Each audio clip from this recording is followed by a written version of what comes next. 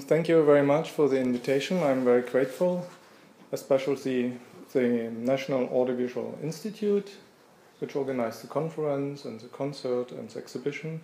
And I would like to thank Monika Pociecznik, which translated my book, The Digital Revolution of Music, a Music Philosophy, into Polish.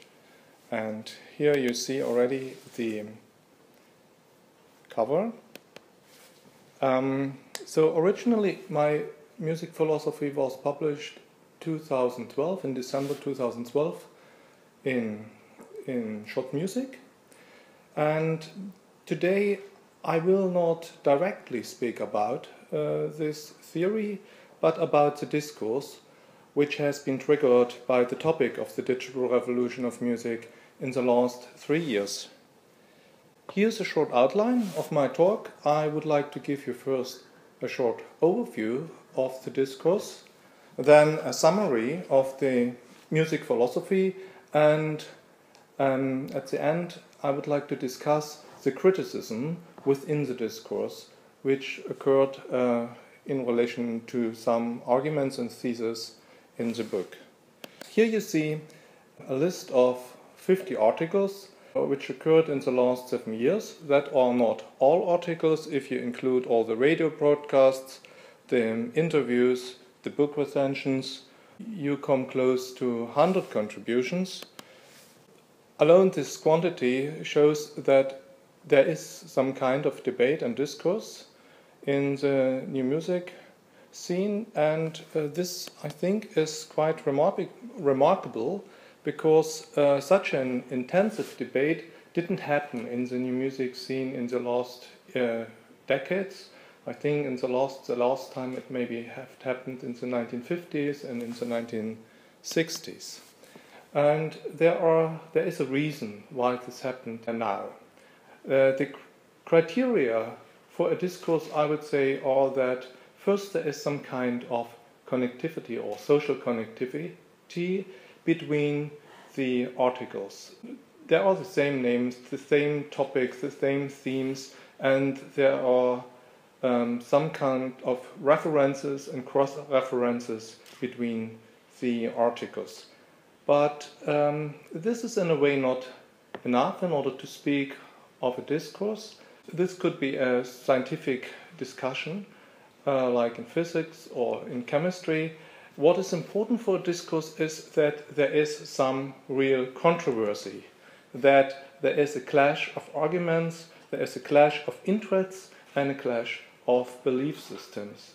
And the reason that we have really a controversy is, I think, that there is a real change in a cultural field, and in a way that this change causes some kind of disorientation, and it needs some kind of cognitive adaptation, maybe a paradigm shift, maybe new ways of describing the new situation, or usually in such a cultural field exists a self-description, and you need some kind of a redescription of the self-description. And I think that's exactly what is going on now in new music.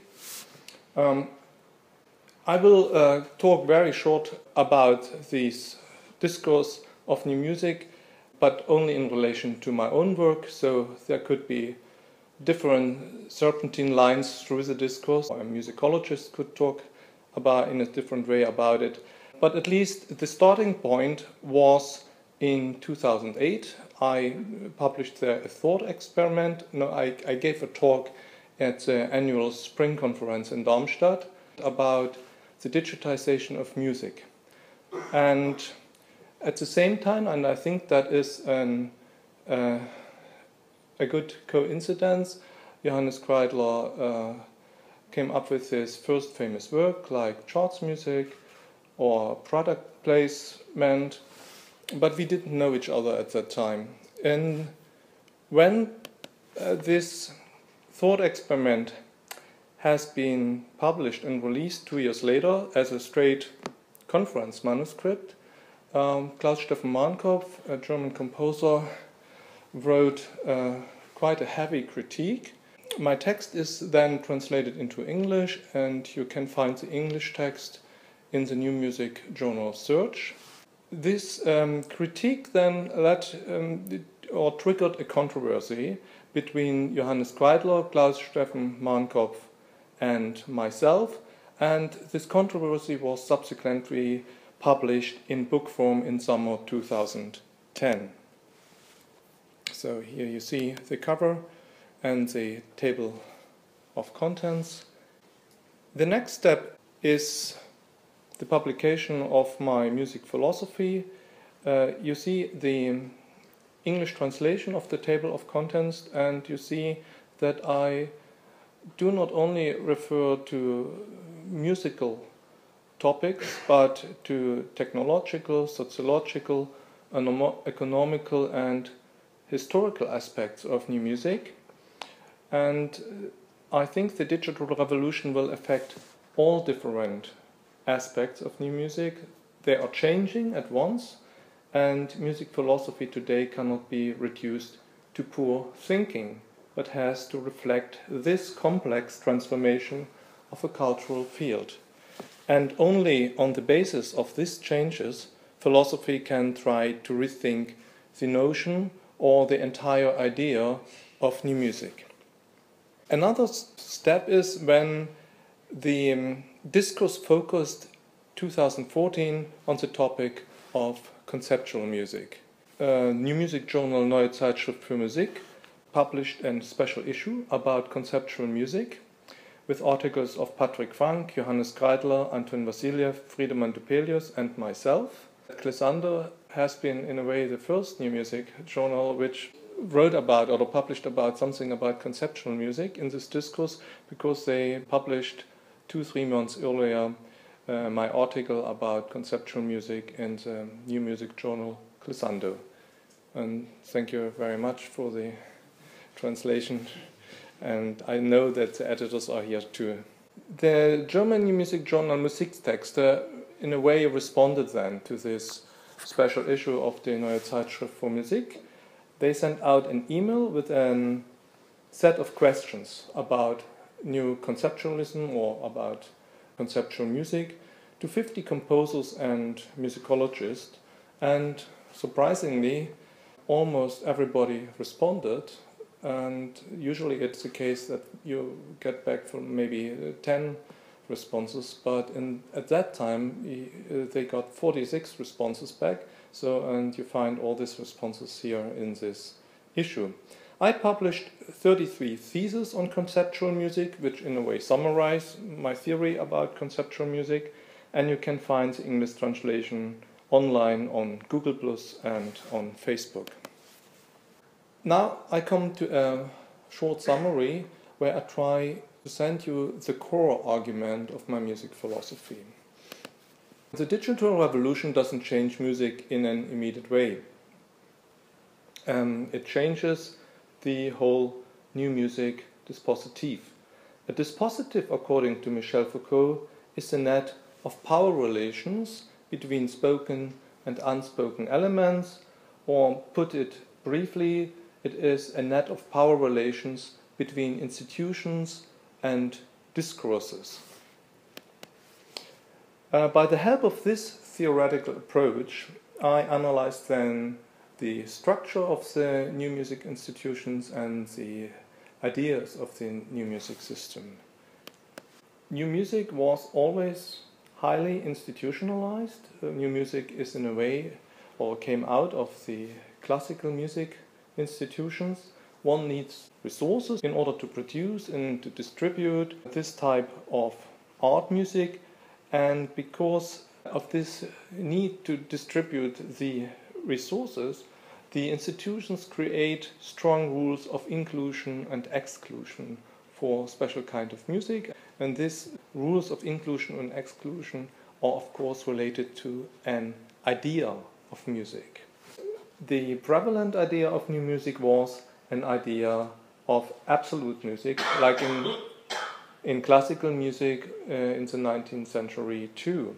So absolute music is pure instrumental music, and this music is seen as the true music. It doesn't have any relationship to language, action, images and feelings, but there is one relation left between music and world. Absolute music is in fact a metaphor for the universe. We could call this abstract relationship metaphysical leftover. Here the structure of music represents the structure of the world. In the wake of the digital revolution, there is a huge change. The new technologies generate bypasses to the old institutions, and this leads to a process of deinstitutionalization, and it goes along with the loss of institutional power. The idea is that in every respect there are technological alternatives now available, and this leads in general to democratization in the new music system. You have much more composers in the game and you have much more pieces in the system. The digital revolution triggers a paradigm shift in two ways. There is much more cheap technology available now, which composers can use to combine music with text, images, concepts and video. And second, the institutions in the new music system have lost their control of access to include and exclude composers by one common idea of music, first of all, the idea of absolute music. The result is we have new music which works with extra musical information in a new way, and these pieces do not longer fit into the idea of absolute music, but they follow already an entire other idea of music, and in my definition this is relational music, where the relation between music and world is no longer abstract but precise. So that means that a specific musical aesthetic is chosen for a specific experience of the world, and that needs an explicit conceptual framework. So the whole argument is that we have a change of the new music dispositive, and this change happens on the institutional level and on the level of the ideas. On the left side you see in a way the dispositive of the new music system, how it has existed in the 20th century with a strong institutionalization and an idea of absolute music. And of course the old institutions have been built for pure instrumental music, and that's why the idea of absolute music legitimizes this structure of the institution, and of course the institutions again prefer this idea of absolute music. That is exactly this net of power relations between institutions and ideas which constitute a dispositive. On the right side you have a graphic which more represents the situation today.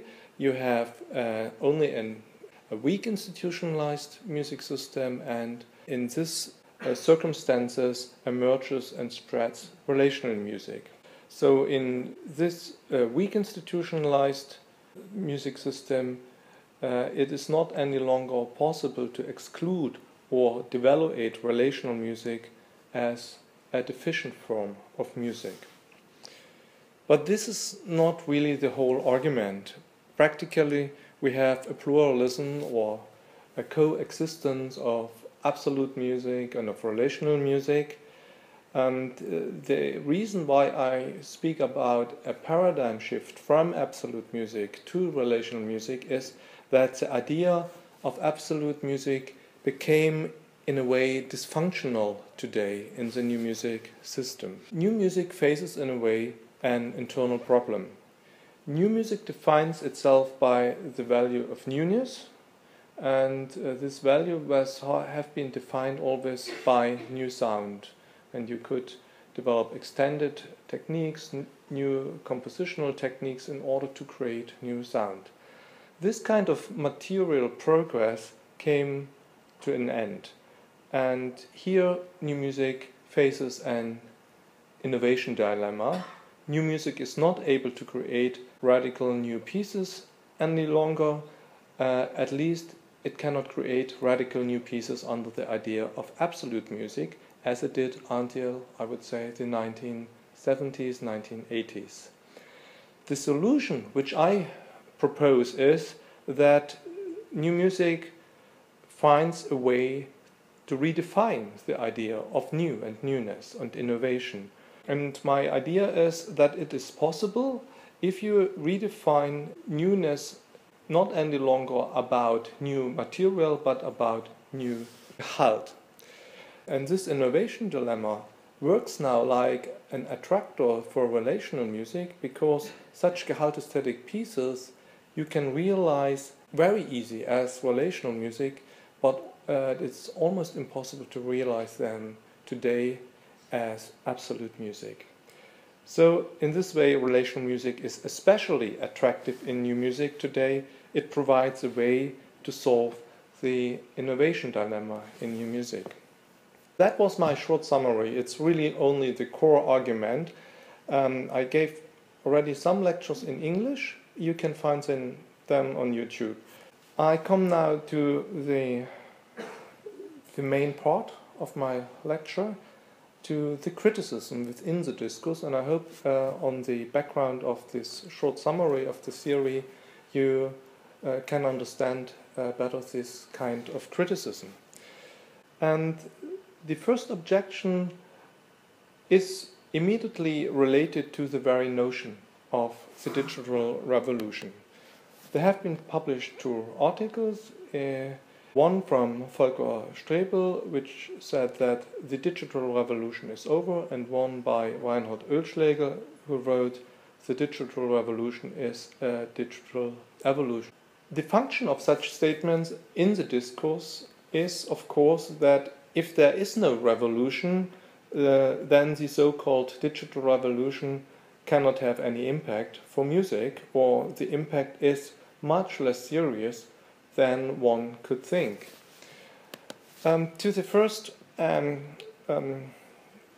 argument from Straebel, you have to know that Volker Straebel referred with this phrase, the digital revolution is over, to a famous text of Nicholas Negroponte, Beyond Digital, from 1998. Negroponte wrote, "Terabit access, petahertz processors, planetary networks and disk drives on the heads of pins will be, they'll just be.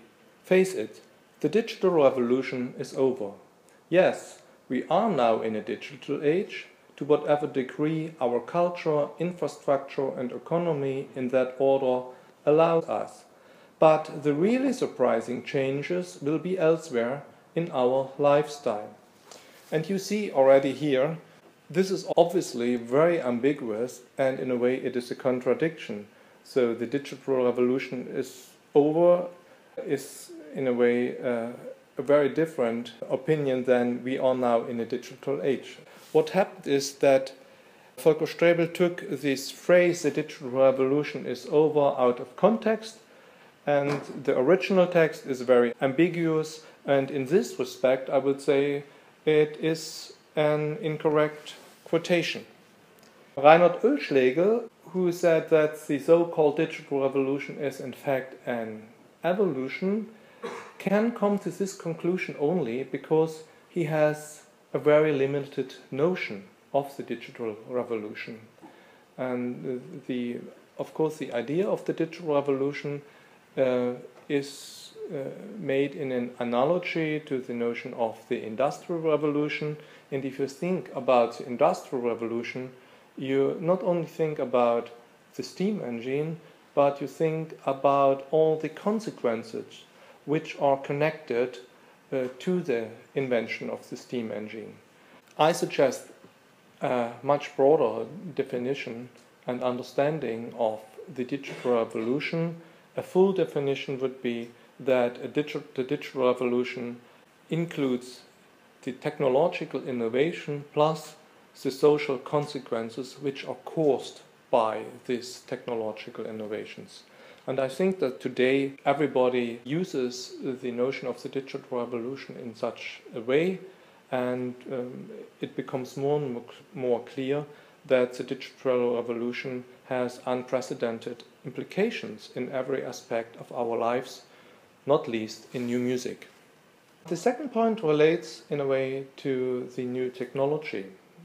And the argument is in a way that even if there is a digital revolution going on, inside of the new music system, the digital technology will fail because the aesthetical phenomena are too subtle and technology cannot deal with them. So again, the technology will not have any implications for the new music. These arguments have been made 5 years ago, 2010. I think the situation already changed. Claus-Steffen Mahnkopf made such an argument against my idea of an e-player. For some time there are virtual orchestras like the Vienna Symphonic Library, and they have been used for classical music that are huge databases of instrumental samples which allow to produce a recording of classical music and without the help of a musician. And the quality of these recordings is so high that even experts cannot any longer decide whether these recordings are made by a real orchestra or by a virtual orchestra. And my idea was that such virtual instruments would have a huge impact on new music too, but I do not think that one needs a full virtual orchestra so that the effect will show up. It would be enough if composer can work with instrumental samples of single instruments, and that's why I call this whole idea an e-player. Claus-Steffen Mahnkopf now criticized this idea of an e-player, and he wrote, "But sampling implicates a multitude of sounds to be recorded. On an oboe one would need 50 billion sounds if one combines all parameters." I was quite skeptical about this number, and so I asked Johannes Kreiter to help me to make a new calculation. And you see on the right side this calculation. It's in the appendix of my music philosophy, and we came to the result that to sample an e-player oboe one would need only 82,000 samples, and that is quite reasonable. But of course it would be much more convincing to have a practical proof than a second calculation. So last year the composer Thomas Hummel presented a piece, Zinaida Kavaljenka, for 6 instruments and e-player orchestra in Bremen. And I would like to play for you a short clip where you can hear sound fields like in, let's say, in Ligete's atmospheres. And to create such sound fields, you usually would need at least 50 instruments. And but here the e-player orchestra plays.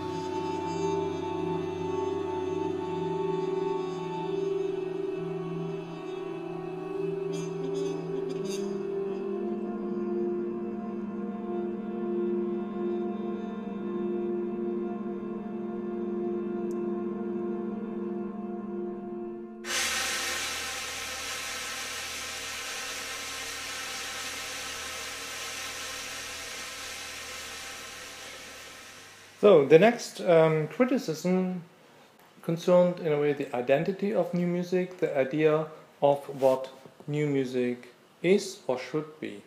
Or we can say it's about the self-description of new music. Usually, such questions will not be discussed.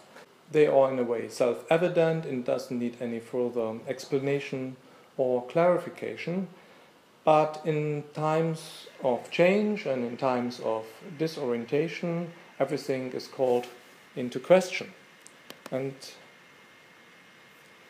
in this respect, only recently, Harald Muenz wrote, "I regard the criteria of innovation as a fetish of new music. To question it is still a taboo." I understand Muenz's statement as an alternative reaction to the innovation dilemma of new music, and this statement has been made from Harald Muenz in an article which mainly was concerned with an analysis of my music philosophy. My argument was that if new music loses its ability to be new, then a gehalt-aesthetic turn can solve this internal problem of the new music system, and Harald Muenz instead suggests, and that is of course a real alternative, to give up the value of newness and innovation. Then new music will inevitably, I think, turn into a kind of contemporary classical music, and this is of course a declaration of surrender of new music as a contemporary art form that matters. The next point concerns concept music as a new notion. So I first introduced the notion concept music, so the German notion concept music, 2012, in the chapter Music Concepts in my music philosophy, and it is not possible to find entries in music dictionaries of concept music, and at least not in German music dictionaries. So the whole topic I show in an article is in a way systematically excluded out of the discussion, or it's at least very much marginalized. So the notion didn't really exist, and there didn't exist a theory about conceptual music, because it not really have had a function in the new music system like it has existed until now.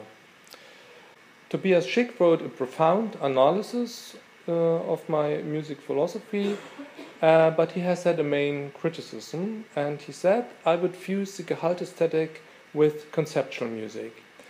I responded to this criticism in a special issue about conceptual music in the Neue Zeitschrift für Musik, and in short, my answer is that one can define conceptual art and conceptual music by two negations. First, conceptual music negates the aesthetic experience, so conceptual music is anesthetic, and second, conceptual music negates the gehalt, that means the relation toward reality, life, and world. So conceptual music is not only anesthetic, conceptual music is also in a way empty. That is of course a very strong notion on conceptual music, but it is helpful because you find in an analogy to the notion of conceptual art in the visual arts. And this strong notion of conceptual art is usually also called analytical conceptual art. And an example for that would be 1 and 3 Chairs of Joseph Koschut.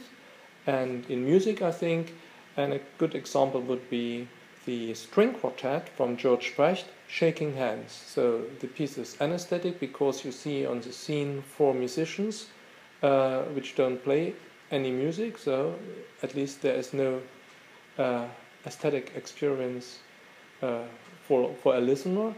And it's only concerned with the idea of a string quartet, so it doesn't have any relation to the world. The piece shows how a string quartet works if the 4 players shaking hands, so that's like the different voices interact in a string quartet with each other.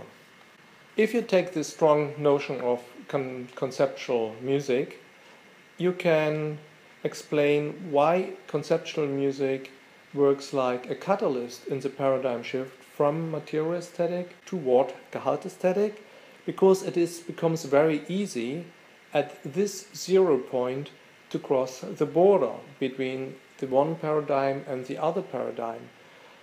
And in that way, my answer to Tobias Schick is that conceptual music is not the same like gehalt-aesthetic, because gehalt-aesthetic, it is aesthetic and it refers to the real world, and it is not only a self-reflection of art or music like it is in the strong notion of conceptual music. There is one argument which concerns, in a way, music history, and especially Cage 433.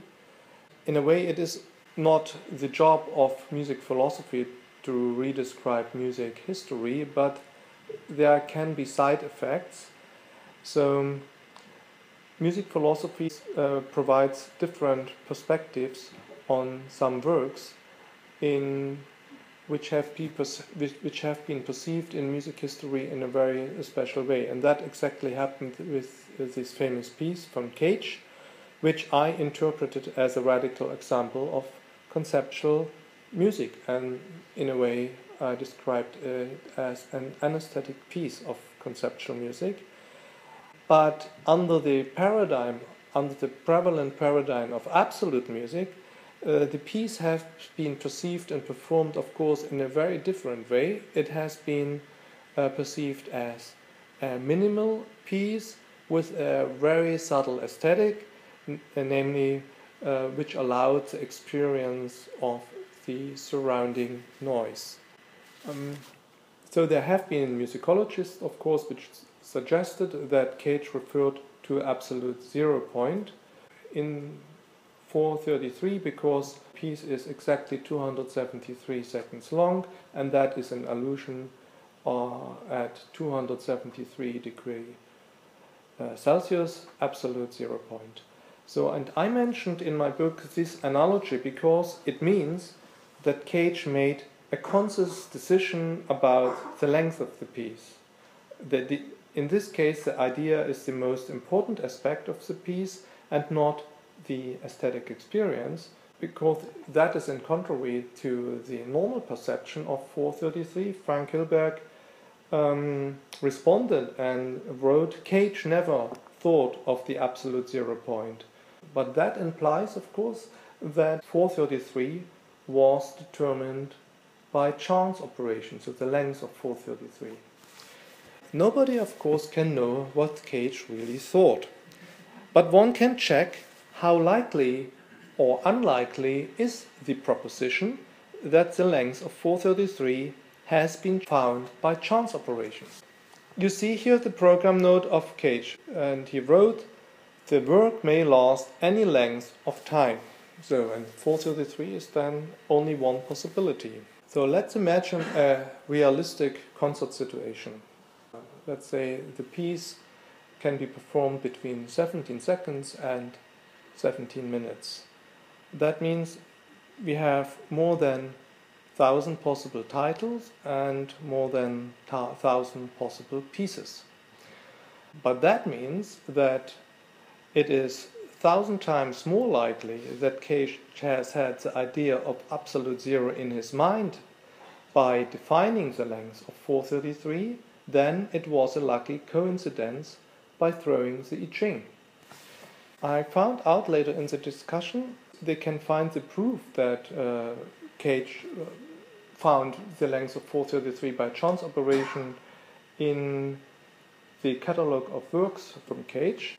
But if you read this information carefully, you read the lengths with an S of time were determined by chance operations, but could be any others. And the misreading is usually the length of time was determined by chance operations. But what Cage really meant was that the 3 parts, the length of the 3 parts are determined by chance operation, but not the whole length of the piece.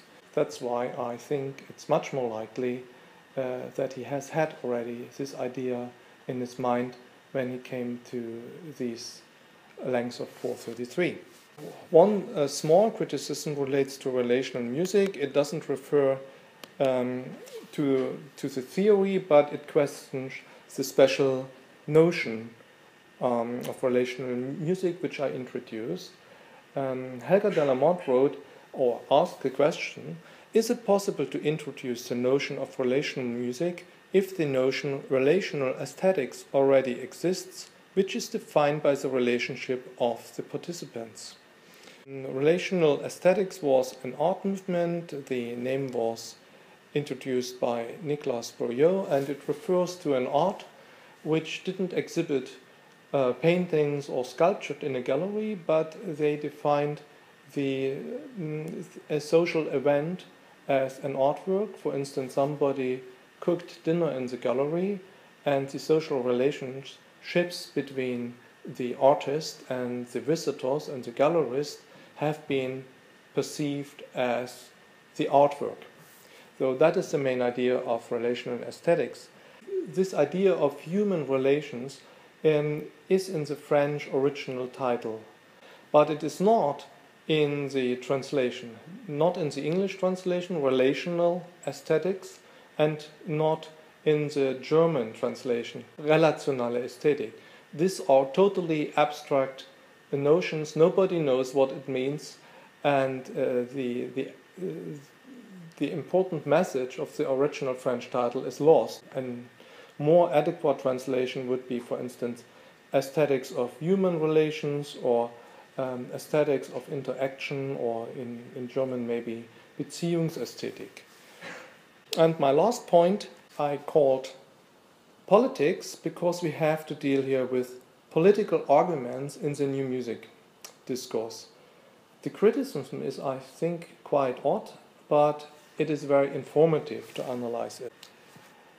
Stefan Drees and Kampe developed such political objections, not only against me, but also against other participants of the discussion like Michael Repan. In relation to my own work, I would summarize the political argument as you can read it here, namely that the idea of gehalt-aesthetic would imply a worldview control against plurality as a basic democratic quality, and it would imply a taste police. The assertion is that the normative implications of the theory are anti-democratic and have a totalitarian bias. This argument is eventually based in a pluralistic fallacy. In Western societies, every artist can do what he wants.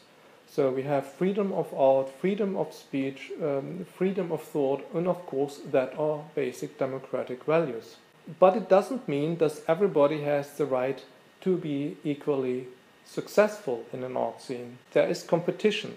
There are no strict criteria for good and bad, or for relevant and irrelevant art, but there are limited resources. Permanent judgments has to be made.